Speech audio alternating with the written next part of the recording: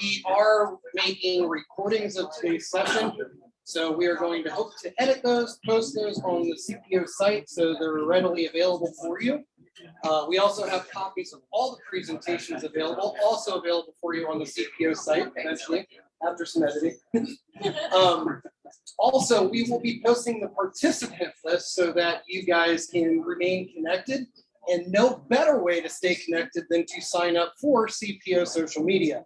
We're on LinkedIn, we're on Twitter. If you guys have questions or looking for answers to some of the stuff that you are doing, please subscribe and participate in the community. We would be happy to have you. Next up, we have John Kappesser. He has 38 years at Duke Energy, 5 years in his current position as lead business continuity specialist, where he manages the emergency response and business continuity plans for Duke Energy service territory in Ohio, Kentucky, Indiana, and Tennessee, Nashville Gas Service. He has a bachelor's degree from Northern Kentucky University. He has his PMP, Six Sigma Green Belt, and CBCP from DRI. He lives in Northern Kentucky and he's hoping to retire sometime within the next 5 years with a wife of 33 years and 4 kids, and 2 are still in the nest. So, John, thank you for joining us. I'm thank you get some time away from the family today. We're happy that you get to come speak with us. Thank you very much. Yeah, the 2 kids in the nest. Actually, the last one has just informed me she wants to go to vet school, which is great, but retirement is now probably 4 or 5 years. So I'm great, happy to do it for you. That's fantastic. So yeah, I want to talk a little bit about today an issue. It's the kind of an issue we're having at Duke Energy, and it's more on the emergency response side. So we can switch gears a little bit.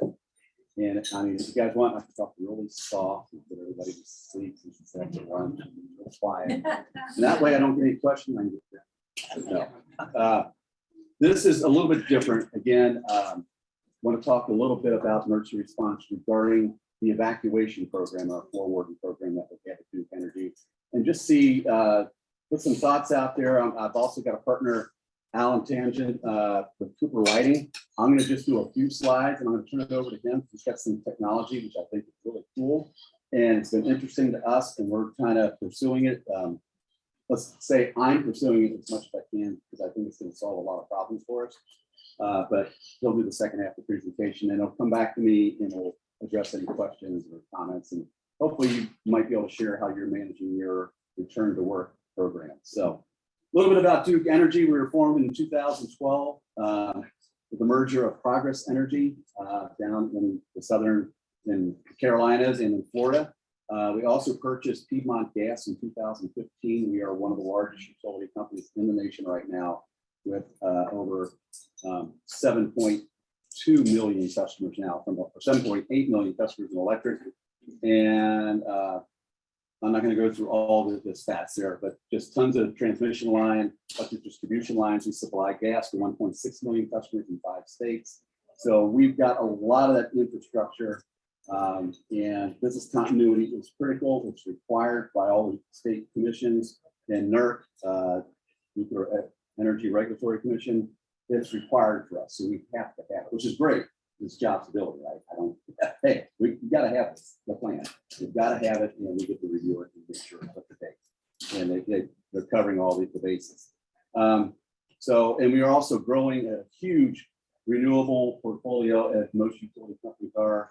We've got wind and solar energy throughout the United States. Texas is huge for us, Kansas. We're building it in North Carolina and South Carolina, everywhere, as you would see, as you would expect. Most utility companies are moving that route towards non-fossil fuels. So what I want to talk about, though, is our return to work. So we've got basically, they've classified employees in 3 different classifications. We've got you could be an on-site employee. A lot of our people out in the generation facilities, the linemen, those are all on-site employees, right? They've got to show up, be there every day. Then you have your hybrid. That's what I am. You could be a mixture of in the office or work at home. And they're asking for the hybrid employees to be on average in the office anywhere from 1 to 3 days a week. You work that out with your manager as to what the need is and kind of go that route. And then we have the totally virtual, which has no office present. You don't have an office at all in the building. You can come in for meetings and that, but again, you don't have any scheduled office at that location. So those are the three classifications. The bulk of employees are hybrid. So and that's a major issue for us, right? Because when you're looking at something like a floor warden program, there's no way to tell who's going to be in the office any day of the week. Average of 1 to 3 days, and we've got our floor warden programs. We've got in the Ohio Kentucky Regional Headquarters, which is in downtown Cincinnati, just a few miles from my house. That probably has about 1,000 employees in there if everybody's in the building at one time. And our Indiana headquarters in Plainfield, Indiana, that has probably about 1,200 employees in that location if everybody's in the building at one time. So I have about 84 wardens in Indiana and about 70 in Ohio, Kentucky. That's all gone from a hide. I can't predict who is going to be in that office from one day to the next.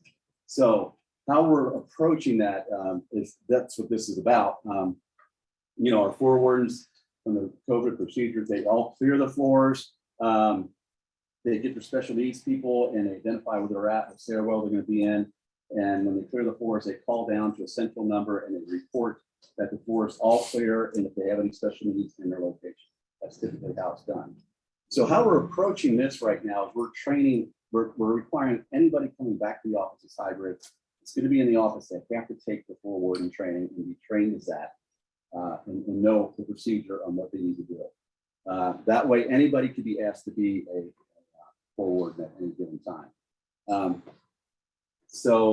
But it still makes it very difficult from scheduling that floor warden from day in and day out, not knowing who's going to be there.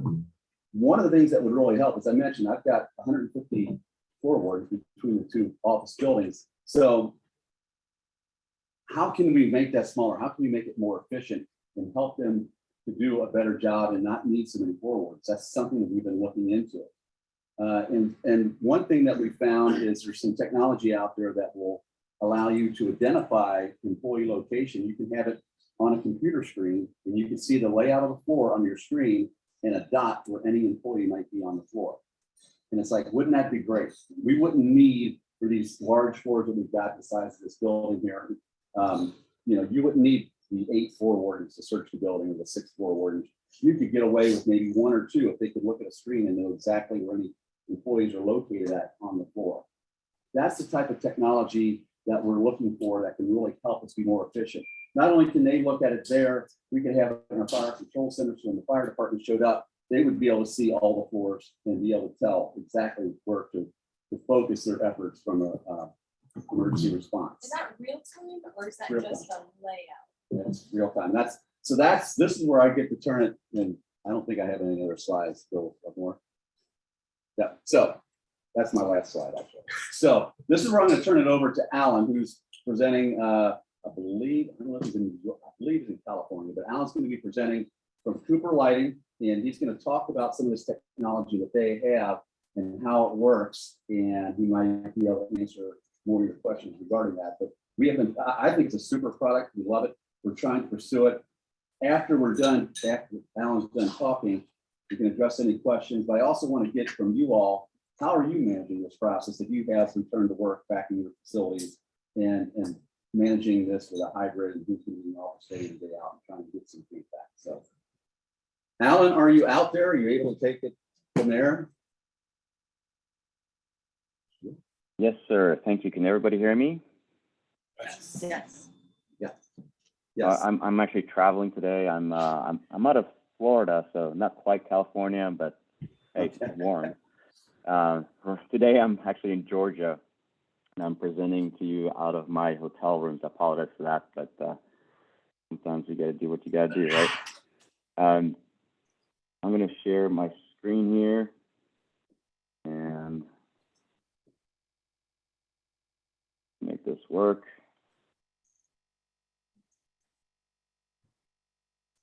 Can everybody see my screen now? Yes. Yes, sir. Excellent. Okay, so yeah, thank you very much, John. What you shared is definitely a challenge, and one of the reasons I'm really excited to be in this space. So just a little bit of background. I've been in technology, working with technologies for about 20 years now, and mostly in healthcare. And it's exciting to see technology progress. And for me personally, real-time locating, which is at the heart of what I'm going to be presenting today, is very fascinating, and I think it can help us solve a lot of challenges, and certainly the ones that John mentioned as well. So I've been with Cooper for January of 2020. We launched this platform last year, 2020. It's a perfect year to launch a new product. I was hired to evangelize and get on the road and bring this product to market. And getting a little more travel now, but there hasn't been as many trips as I anticipated. I'm not quite sure yet if my wife is happy about that or not, but anyways, it's both, I guess, a blessing and a curse. But hopefully we're getting to the tail end of it, and we can get out there and get these products out. So I'm going to be talking, well, I guess real quick. I'm not sure if everybody's heard of Cooper Lighting. We are based out of Peachtree City, Georgia. And last February, we were officially transferred or acquired by Signify. If you haven't heard of Signify, I'm sure you've heard of Philips. So Signify is the new name of Philips Lighting, or newer, should I say. They've been Signify for a while now. Together with Signify, Cooper Lighting is the largest lighting manufacturer in the world. And so what do we have to do with technology? We're dealing with lights, right? And that was what piqued my curiosity when they approached me about my role as well. I'm going to talk to you about our Smart Spaces IoT platform. And basically what happened, obviously lighting has been around for quite some time. And there's been, you know, the innovation in lighting has accelerated tremendously over the last decade or so. About the last 10 years that LEDs were brought to market, and I've been learning more and more about lighting, but the transition from the incandescent to fluorescent was took quite a while, apparently, because people didn't like the fluorescent bulbs as much, even though they were much more energy efficient. But when it came to the LED, when the LEDs were released, it was almost an overnight transformation. And so how is that relevant to technology? Well, with the advent of LEDs, lighting has changed dramatically. You know, the power consumption, everything has changed around it. And with the advent of LEDs, we're now able to have sensors in the lights and built into the lights. And these sensors can, of course, control lights, but these sensors can also do a lot more. And everywhere indoors where you have people, you have lighting. And so why not make the lighting the central piece of your data, basically sensory data network, if you will. So Trellix is the name of our software that rides on top of our Wavelengths hardware platform. And there's multiple advantages of having a platform like this. We all struggle with cost, and these sensory data networks you can have them standalone, but you're paying a price for that, right? Why not have it in the lighting? It drives the cost down significantly.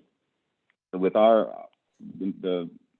thought about our IoT Smart Spaces platform is to create this sensory data network platform for today, and then for the sensors that we have today and applications that we have today, and then also for the future, so to grow that in the future.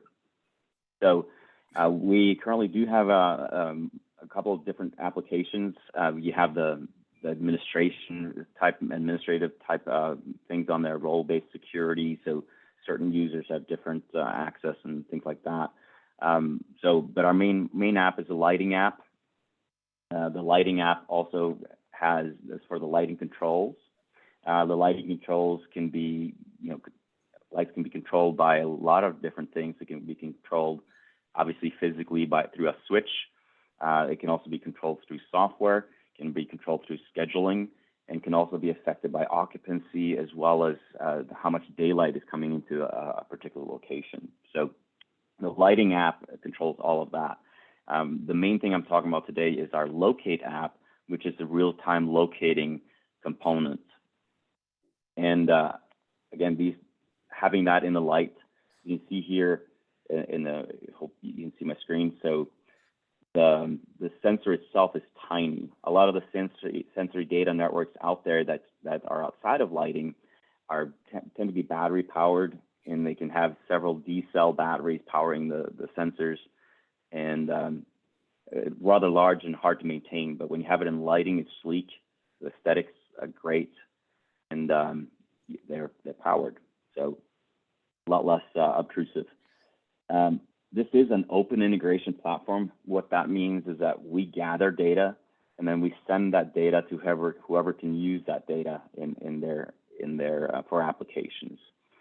So that we are creating a partner ecosystem. So depending on what you're using the data for, there's going to be a partner that can help you deliver on that data and make sense of the data for you. Cybersecurity is obviously a huge thing these days, and it's not getting any smaller. We are the only lighting company to have the IEC 62443 third-party certification. So our cybersecurity is not as good as what we tell you it is, which is the case with a lot of self-certified companies. It's as good as our certification. And that certification is something that needs to be renewed. Cybersecurity doesn't stand still. It's constantly evolving. And ours is obviously doing that as well. So we have to frequently update and test and get recertified on that. And another advantage of this platform is that it does have a 5-year warranty, which for standalone systems is typically not the case. So in addition to, well, the sensor has several different types of technologies in it. So we have a power, so you can monitor the energy management. And if you have a facility that still has fluorescent, putting in LEDs alone can help pay for the sensory data that you're getting as well. So it's a huge cost savings if you have any retrofits. Of course, for new construction, it's a no-brainer putting in LEDs and having the sensors as part of that package for the lighting package is a small incremental cost as compared to the standalone systems. We have the power sensor for energy management. We're using the light and motion sensors for the lighting controls. And then we're using motion as well as Bluetooth for the real-time locating portion. So I'm not sure what your familiarity is with a real-time locating system. But essentially, a real-time locating system consists of tags and sensors, and the data is then reported back to what is called a location engine, and that location engine sends the data to some kind of application that makes sense of the data. So that's kind of it in a nutshell. So there's badges and tags that can be worn by people. It can be attached to equipment. If any of you are familiar with the Apple AirTag or the Tile tags, it's a similar concept, though the real-time location is there to push a button basically on an app. The sensors, again, they're embedded into the light fixtures, and we have also standalone sensors in case there's certain lights that can't have the sensor, or if it's a different manufacturer than Cooper and they don't want to embed it. So if you have a mix of vendors for the lighting project, you can still have the sensory data network, whether it's embedded into those fixtures, which we have an OEM program, or if it's a standalone sensor that connects to their light fixture. And if it does connect to their light fixture, it can then control that light fixture as well. There's a wide variety of different types of fixtures available. And we also have sensors for the outdoors. For real-time locating, It's not something we're offering today, but certainly will before too long. And that's definitely helpful in parking garages and walkways and things like that.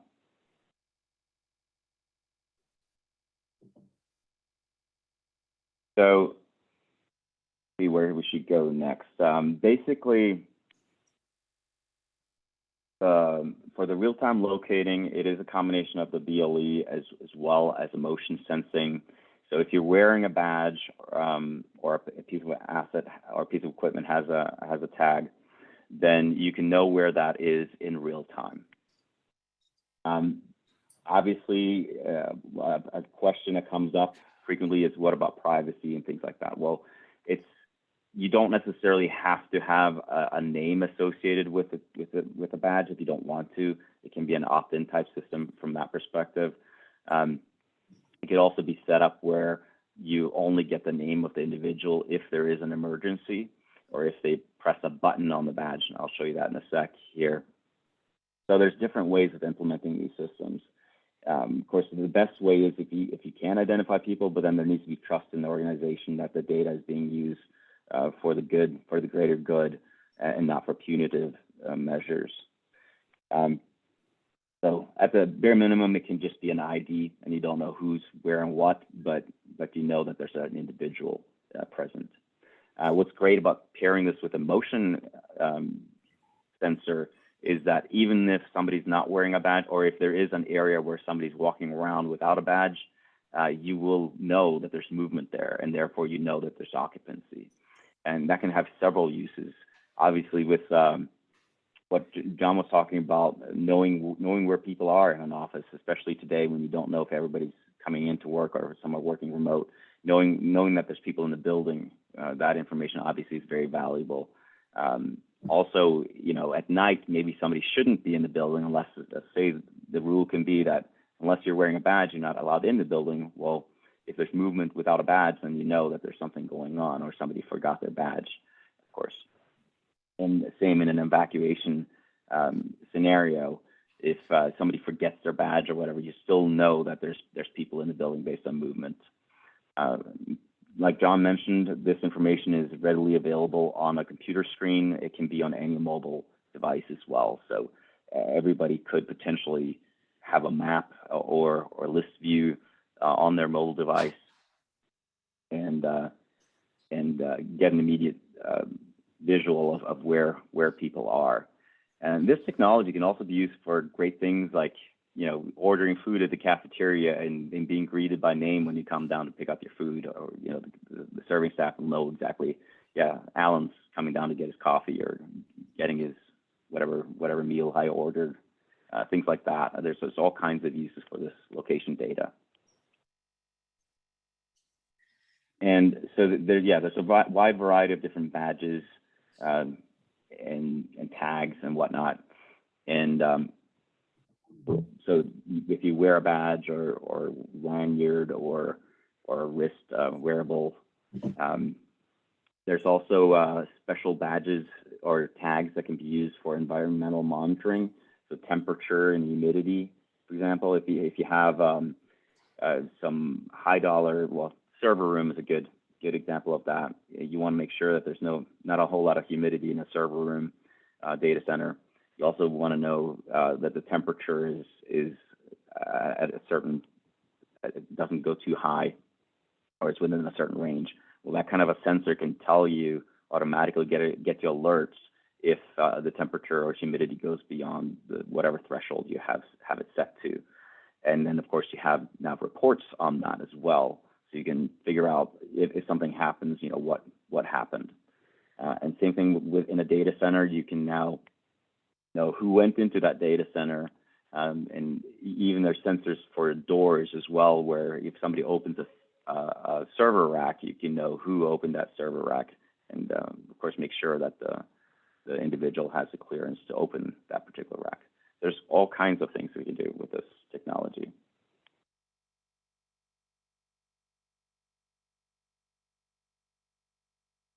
Oops, sorry about that. Actually, I can go back there and show you something. So once you have the lighting installed, you have these sensors. This is just a floor plan, obviously a construction floor plan. But if you see these green dots, those would be the sensors.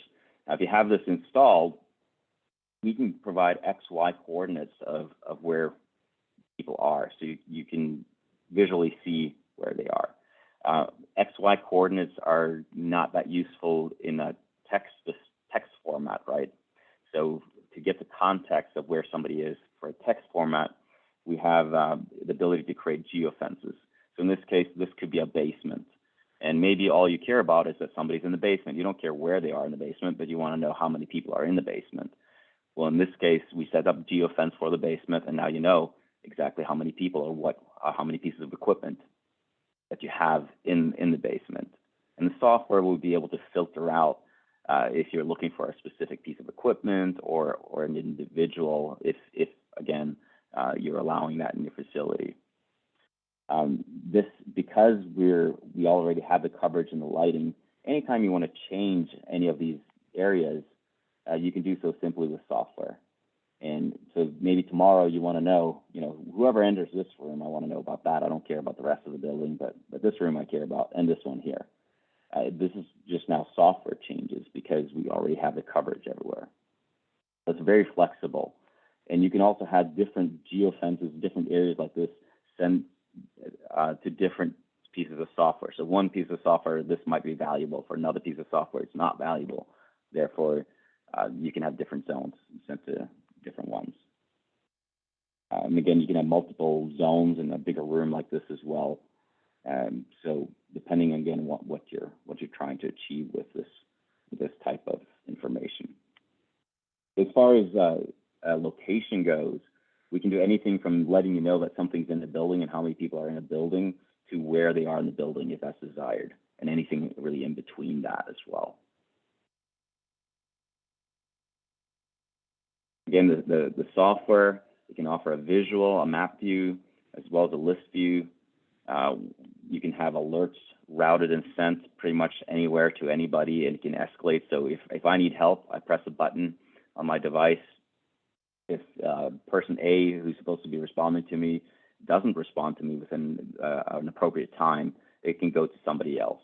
It can go to a group of people or go to individuals, and it can escalate pretty much indefinitely and be routed wherever. And of course, all this can be reported on as well. You can also have these geofences set up where if somebody enters a certain geofence, you want to know about it, or if certain individuals or certain tags versus not other ones. There's all kinds of rules and things that you can put in place to get exactly the data that you want and not the data that you don't need.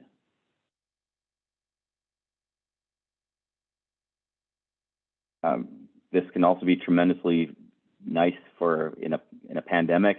If somebody is unfortunate enough to catch something, you can then go through reports and see, which areas did these individuals go into, and who else might be at risk of having received whatever ailment is going on. So yeah, we kind of talked about these use cases already. Do you have any questions? Any questions? I have a quick question. I'm wondering about the privacy concerns with employees knowing that they can be literally tracked anywhere that they go, even maybe if they need to go take a bio break. What kind of feedback might you get in regards to that? Yeah, no, that's definitely a valid concern. These types of systems could be used for nefarious purposes, if you will. One thing I would say, there's different things you can say there. One is if you have a cell phone, you essentially could be tracked if that's desired. So in a sense, we're kind of tracked already. You can exclude certain areas from monitoring. So restrooms, for example, you can have it where you're not located in those areas. Again, that goes to the coverage you want. So if you want to just know if somebody's in a building versus not in the building, that's certainly available, or which floor you're on, but not specific to where you are on the floor.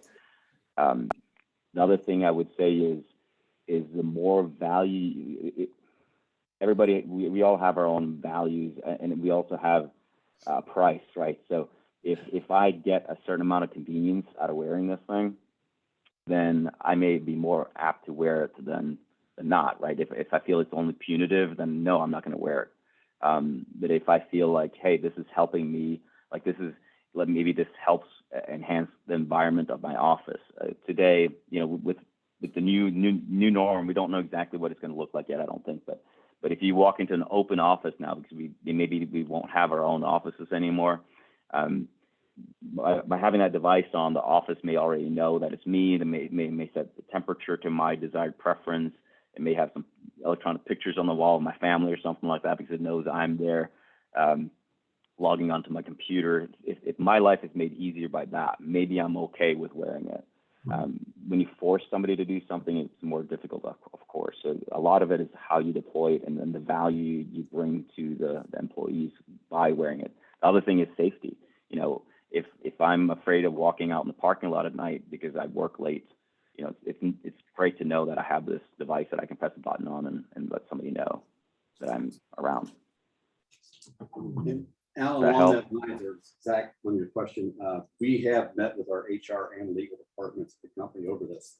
And HR didn't have any concerns because we're already doing this in a lot of cases where we monitor the employees on our trucks and the trucks themselves and where they're located at. We've been through all that. A lot of our nuclear plants, for example, were required. We've got this type of technology, not this technology, but we track individuals in the nuclear plants by their badges and where they're at. And it's just NERC SIP type requirements. We've got to be extremely strict with those. So it's nothing new.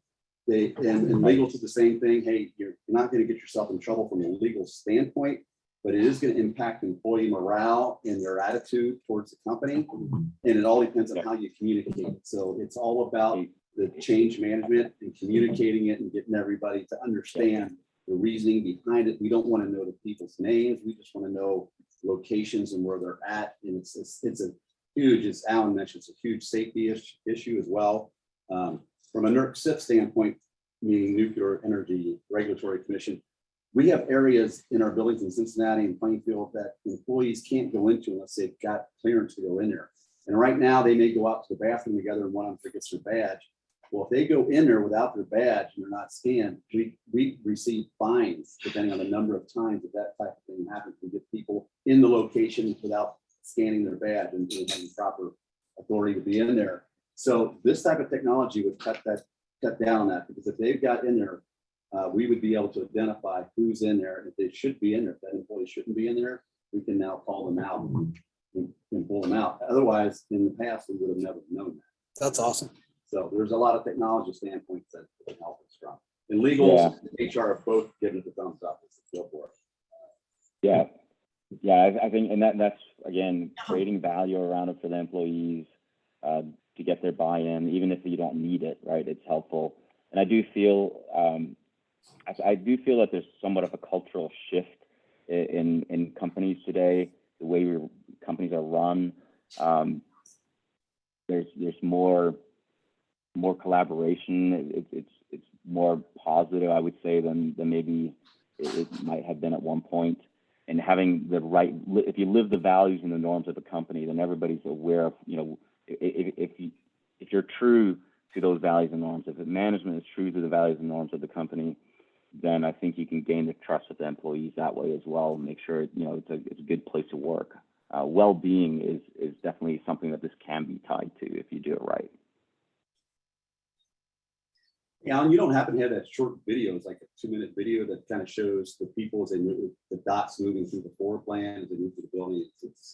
It's one of the first ones I saw. You guys have presented it. They were actually presenting to our products and services division, and I sat in on the presentation, and I could see where we could utilize this product. But you can see from an energy company, the lighting standpoint, and how we could help sell that and utilize that for customers to reduce their energy bill. Because it manages your HVAC system. If it notices that somebody's in a room, it can turn down the heat, turn it up, or the cooling, turn it down. It can manage all of them. It's got fantastic capability. But that video was one of the things that really people talked about.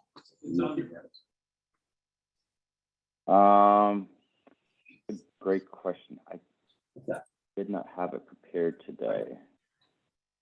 Other questions? The video's on their website. The video's on. You can read. Yes, sir. Thank you. Does it have a API with mass notification systems? Do you have So yes, so the system, we have both BACnet. The BACnet is not for the real-time locating, but for the lighting piece, we have BACnet integration. For the real-time location piece, we do that through APIs. Thank you. And our API is readily available online, actually, on our site. Other questions? Comments?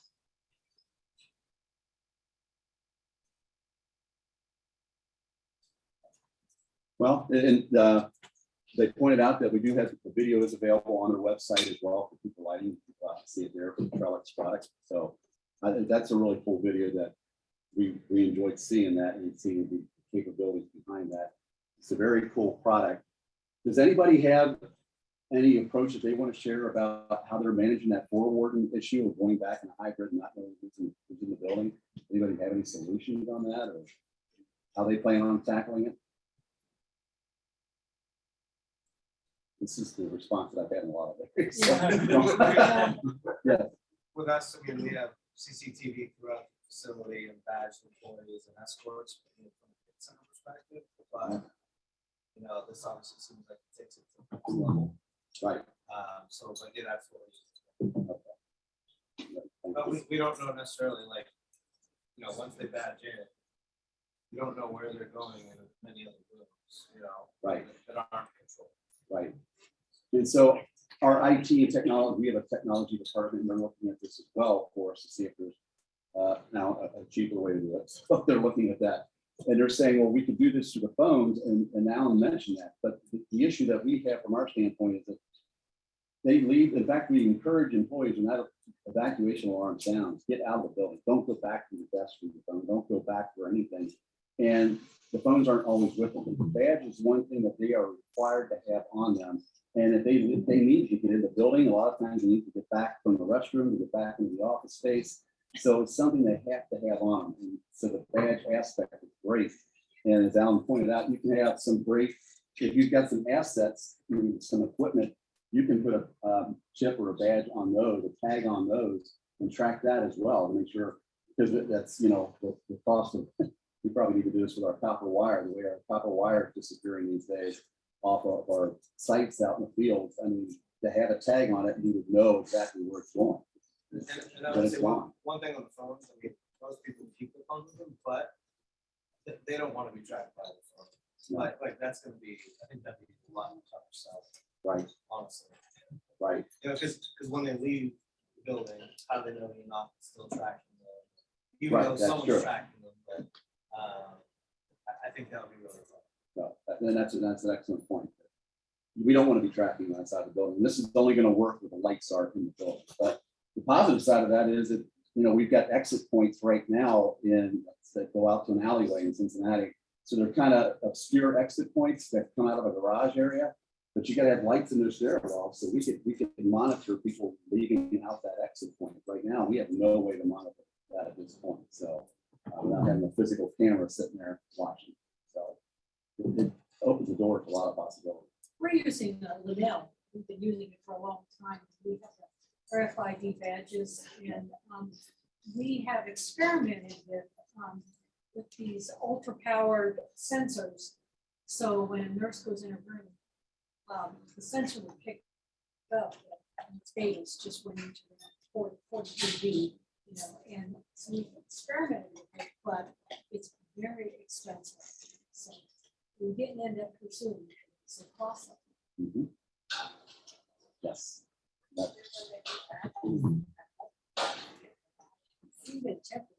So, right. So we would have, like in this product, we would have a badge there with a chip in and already ready to go.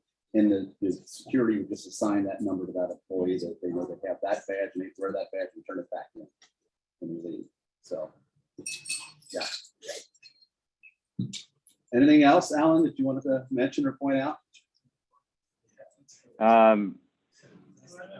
I didn't quite hear what was what that discussion was about. Did I hear something about cost? And yes, there was a cost, it was brought up from a hospital standpoint that they use a technology similar to this. Linnell, Yes. what was it called? Linnell. Linnell was the name of the manufacturer, but the cost made it kind of exclusive that you couldn't afford it. Yeah. So actually the most deployments of this type of technology is in hospitals, I would say. So there are hospitals that use this. One of the things they do is for the caregivers, when they walk into a room, it automatically cancels a patient call, as one example. But yeah, having it through the lighting like this is I mean, it's not in the same stratosphere as the standalone systems.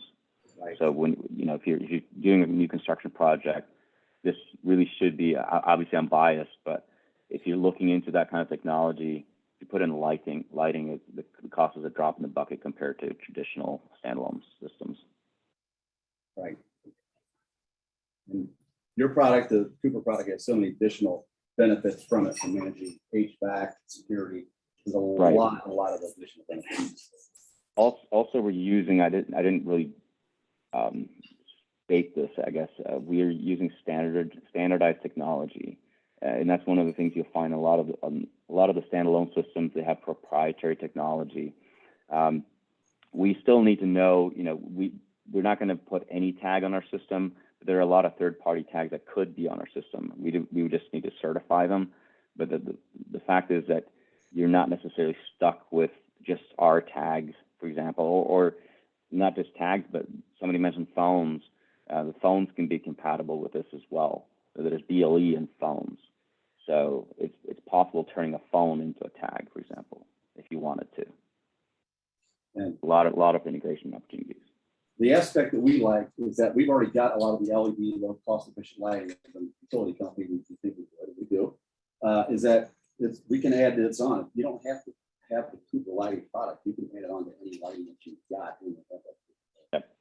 Very adaptable. So that's a great selling point. That's pretty much it. Thank you, Alan. Thank you so much. Appreciate you joining Oh, in. you're welcome. And And if anybody would like additional information, or if you want additional demonstrations, we can. I can't do it right now, but we can do live demonstrations of our software as well if you wanted to see, things move around, things like that. So That's awesome. And John, I know I have your slides, but do you have a copy of this that Alan's presenting here? yes. Okay, perfect. Yes. So I'll make sure this slide right here isn't on the CPO site, but I'll make sure to get a copy, get it out there for you guys. But John, Alan, I want to thank you for coming to speak with us today. All right. And yeah, that was great. All right. Thank Thank you you. very much. thank you very much for having me. All right, so we'll go ahead and do a 10-minute break. For those on the call, we will be switching over to our next conference session. So we'll hang up this one and we will be back at the top of the hour. Thanks, everyone. That